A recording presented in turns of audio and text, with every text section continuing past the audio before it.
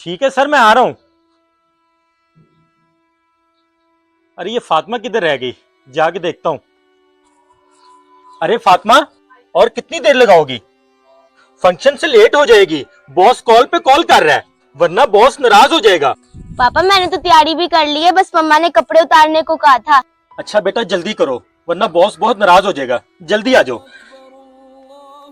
पापा। हाँ बेटा, क्या हुआ? पापा अजानें हो रही है, नमाज पढ़ लेते फिर फंक्शन में चले जाएंगे। अरे नहीं बेटा, हम पहले ही फंक्शन में जाने के लिए लेट हो चुके हैं। अगर और लेट करेंगे तो बॉस बहुत नाराज हो जाएगा।